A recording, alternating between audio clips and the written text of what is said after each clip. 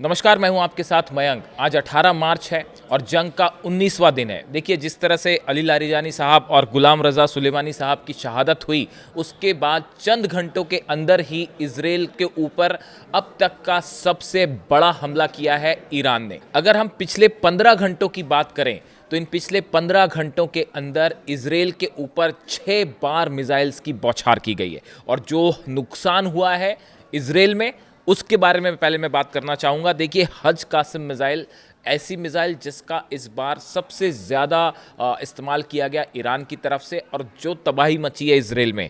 देखिए, इजराइल में जो है रेलवे स्टेशन की आपने तस्वीरें देखी होगी। तेल अवीव में सेविडोर सेंट्रल ट्रेन स्टेशन जो है, उसके ऊपर मिसाइल गिरी है। रेलवे स्टेशन पूरी तरह से तबाह हो चुका है। उसकी तस्वीरें सामने हैं, आपने देखी होगी। वहाँ पर एक ट्रेन भी खड़ी हुई थी, उसी दौरान वहाँ पर धमाका होता है और रेलवे स्टेशन के परखच्चे उड़ जाते हैं।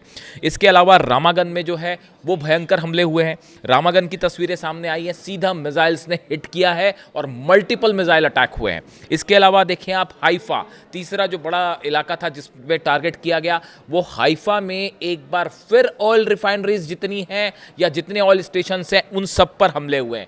हालात ये थे बीती रात कि बिल्डिंगें गिर रही हैं, कार जल रही हैं, सड़कों पर गड्ढे हो गए हैं, और ये अब दिन में जो है वो मलबे में लाशें निकाली जा रही हैं। इजराइल की तरफ से जो दावे हो रहे हैं, वो पता नहीं कितने लोगों की मौत की बात वहाँ से कही जा रही है, लेकिन बताया ये जा रहा है कि एक रात में 200 से 300 के करीब लोग इजराइल में मारे गए, जो कि बात कभी इजराइल के द्वारा कबूल नहीं की जाएगी। बेन गुरियन एयरपोर्ट पूरी तरह से, उसका रनवे जो है वो मलबे में तबाह है। आपने वो मिसाइल की तस्वीरें देखी होंगी। एक साथ 7 से 8 मिसाइल उसके रनवे पर गिरी हैं। पूरा जो बेन गुरियन एयरपोर्ट है, उसका रनवे पूरी तरह से तबाह हो चुका है। इसके अलावा वहाँ पे जो प्लेन्स खड़े हुए थे, जो सिविलियन वाले प्लेन्स थे, जो सिविल एविएशन के लिए इस्तेमाल होते हैं, या जो फाइटर जेट थे, वो भी पूरी तरह से तबाह हो चुके हैं। ईरान ने एक रात के अंदर खैबर मिसाइल, खुर्रमशहर 4 भी कहलाती है, जिसका इस्तेमाल किया गया, इमाद का इस्तेमाल किया, कद्र का इस्तेमाल किया, फतेह 2 का इस्तेमाल किया, और सबसे ज़्यादा तबाही मचाई है हज कासिम मिसाइल ने। ये वो बैलिस्टिक मिसाइल है जो कि एक के बाद एक सैकड़ों की संख्या में मिसाइल्स फायर की गई हैं। बताया जा रहा है कि 200 से 250 मिसाइल्स जो हैं वो एक रात में चंद घंटों के अंदर फायर कर दी गई। कहाँ तो डोनाल्ड ट्रंप ये दावे कर रहे हैं और नेतन्याहू ये दावे कर रहे हैं कि जो है ईरान की मिसाइल्स ख़त्म हो रही हैं, और जो है अब ईरान के पास मिसाइल्स नहीं बची हैं। चंद घंटों के अंदर 200 से 250 मिसाइल इजराइल पर गिरी हैं कल, और हाहाकार ऐसा कि वो जितने डिफेंस सिस्टम है वो सब धरे के धरे रह गए और तबाह कर दिए गए। अब बिल्कुल फ्री स्काई है इजराइल का, और जिस तरह से हमले हो रहे हैं, कोई मिसाइल को जो है इजराइल नहीं रोक पा रहा। चंद इक्का दुक्का मिसाइलें जो है वो रुक पा रही हैं आयरन डोम सिस्टम के चलते। पूरे इजराइल के अधिकांश इलाकों में आज सुबह सुबह ये हालात थे कि सब जगह बिजली गायब थी, अंधेरे में डूबा हुआ था पूरा इजराइल। और जो हमले हो रहे हैं उसमें बिजली के जो स्टेशन हैं, अलग अलग बिजली पैदा करने वाले जो कारखाने हैं, उन सब को चुन चुन के निशाना बनाया जा रहा है। यानी जिस तरह से ईरान पर हमले हुए हैं, उसका पूरी उसी तरह से, उसी अंदाज में बदला लिया गया है। जितने डिफेंस सिस्टम लगे हुए हैं, वो डिफेंस सिस्टम मिसाइल्स को क्या रखेंगे, वो इजराइल के डिफेंस सिस्टम चुन चुन के जो है उनको तबाह किया जा रहा है। क्लस्टर बम आपने देखा, जो है क्लस्टर बम की तस्वीरें देखिए आप। एक मिसाइल्स फायर हो रही है और साथ में 100 से ज़्यादा, एक जगह तो मानो आप गिनते रह जाएं, 100 से ज़्यादा रोशनियां दिखाई दे रही हैं। और उसके बाद जो है माजिद मुसावी एयर स्पेस के कमांडर जो हैं ईरान के, उनकी तरफ से बयान आया था, tonight the sky will be more spectacular for you.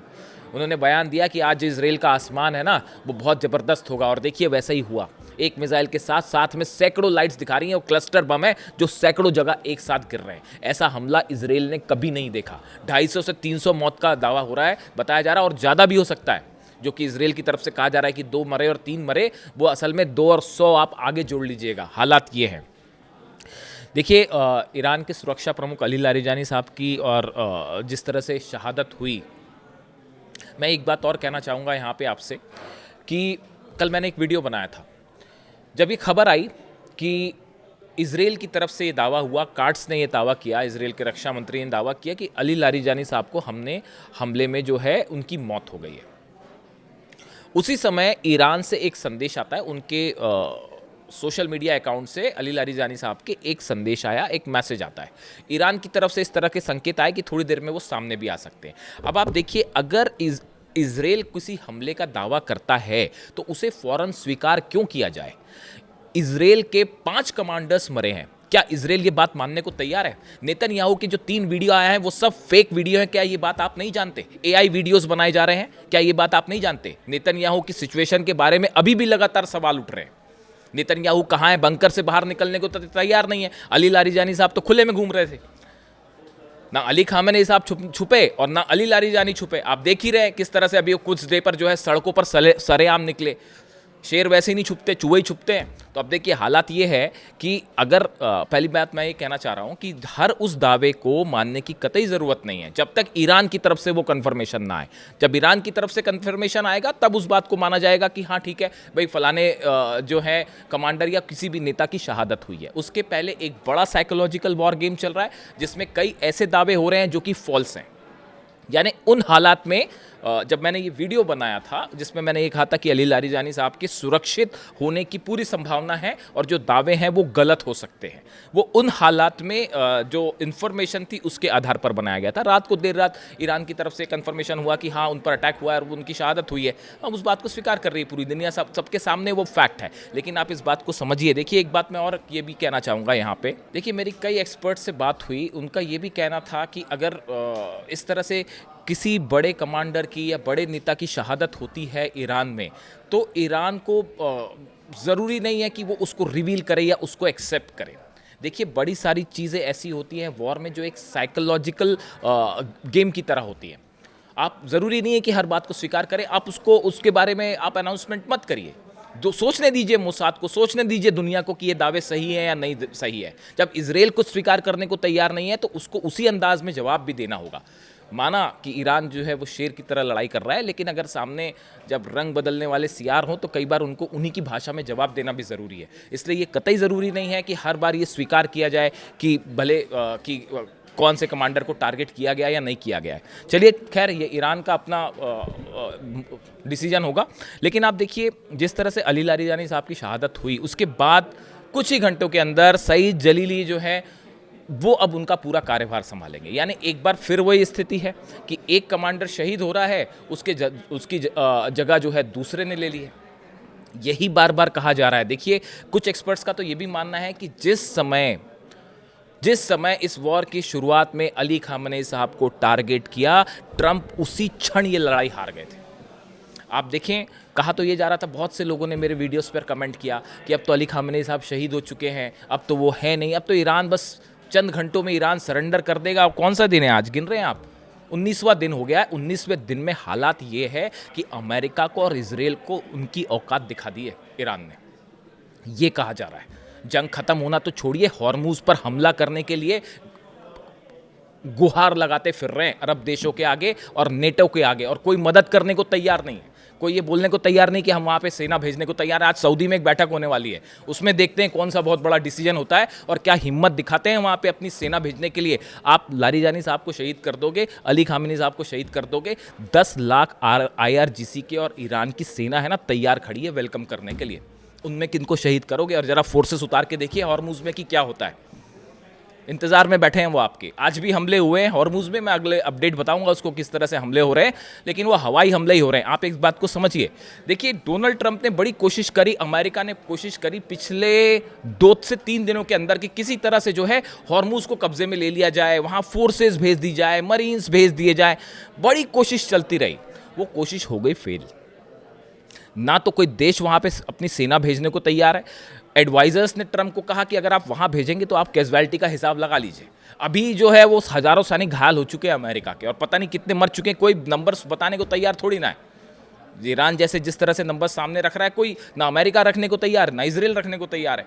तो अब देखिए इन हालात में ट्रंप का हॉर्मुज प्लान जो है वो शुरू होने के पहली गफलत में एडवाइजर्स ने कहा है अगर वहाँ आप मरीन्स भेजेंगे तो कितनी कैजुअलिटी होगी, फिर वो आप समझिएगा। इसी का नतीजा है, आप देखिए पिछले 24 घंटों में या 30 से 40 घंटे अगर माना जाए, इसमें फिर से अमेरिका और इजराइल ने एयर स्ट्राइक्स बढ़ा दी, क्योंकि उसके अलावा कोई चारा ही नहीं है। और एयर स्ट्राइक से कोई जंग नहीं जीती जाती। अरे गाजा तो जीत ना पाए, हमास को तो हरा नहीं पाए, चले ईरान को हराने के लिए। आप बताइए एयर स्ट्राइक से क्या होगा? कितने आप B2 बॉम्बर्स से कितनी आप बम्बार्डमेंट कर लेंगे और क्या तो तबाही कर लेंगे, कोई फ़र्क पड़ता है? यहाँ पे एक कमांडर शहादत होगी, दूसरा तैयार है, दूसरे को शहादत करोगे आप, तीसरा तैयार है, कोई उसमें कोई फ़र्क थोड़ी ना पड़ता है। 31 फिर से मैं रिपीट कर देता हूँ, 31 सेंटर्स में ईरान की सेना डिवाइडेड है, सबके पास मिसाइल्स हैं, सबके पास जो है वो ड्रोन्स हैं, और वो उनको क्लियर कट इंस्ट्रक्शंस है कि अब रुकना नहीं है, बस हमले करते जाइए। सिर्फ इंफॉर्मेशन जा रही है। डोनाल्ड ट्रंप ने कल बयान दिया ना, मिसाइल्स खत्म हो रही हैं, और देख लीजिए एक रात में इसराइल पर सबसे बड़ा हमला हो गया, और एक नहीं 6 तरह की बैलिस्टिक मिसाइल से हमला हो गया। और डिफेंस सिस्टम का क्या हाल है आप देख ही सकते हैं। अगर बात कर लें सऊदी की, सऊदी का अल खर्ज जो बेस है उस पर सीधा मिसाइल ने हिट किया है। ड्रोन्स जो हैं वो तो गिर ही रहे हैं, ड्रोन्स की तो अभी गिनती नहीं है। अगर ड्रोन्स का हिसाब लगाने बैठ जाएंगे कितने ड्रोन कहाँ मारे हैं तो वो पूरी रात बीत जाएगी। अल खर्ज में सऊदी में सीधा मिसाइल गिरी है ईरान की, जो बताया जा रहा है, और उसमें जो है अमेरिका का जो टावर लगा हुआ था वहाँ से पूरी तरह से वो तबाह हो गया है।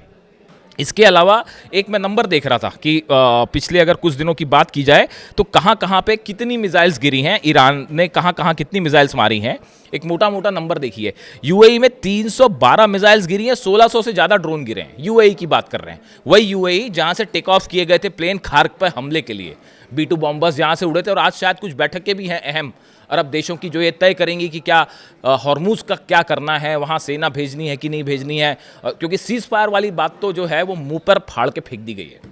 जो है दो देश कोशिश कर रहे थे अमेरिका के कहने पर किसी तरह से कि जो है वो सीज़ फायर की बात हो जाए, और वो स्टीव विटकॉफ अभी तक सीन के बाहर थे। कल से स्टीव विटकॉफ की फिर से एंट्री हुई, और बताया जा रहा है इस तरह की खबरें थी कि अब्बास अराक्ची साहब से संपर्क की कोशिश हो रही हैं, और जो नए सुप्रीम लीडर हैं मुस्तफा खामेनी, उनके पास ये प्रस्ताव भेजे गए दो देशों के जरिए कि किसी तरह से सीज़ फायर हो। उन्होंने वो जो सीज़ फायर का पेपर था वो फाड़ के फेंक दिया, जो प्रस्ताव आया था उसको फाड़ के फेंक दिया, और कहा आखिरी सांस तक जंग होगी।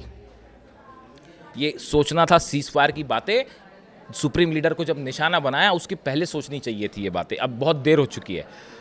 कुवैत पर 234 मिसाइल्स बैलिस्टिक मिसाइल से हमले हुए हैं। आप देखिए कतर में 136 मिसाइल से हमले हुए हैं, बहरीन में 125 मिसाइल से हमले हुए हैं, सऊदी में 25, और ओमान में भी 4 मिसाइल्स गिर गई हैं। ओमान भले समझौता कराता फिर रहा हो, लेकिन जब वो मैंने आपको बताया 31 पार्ट में ईरान की सेना डिवाइड है, कमांडर्स तैनात हैं, और वो उनको बोल दिया गया कि ऑल आउट वॉर करनी है।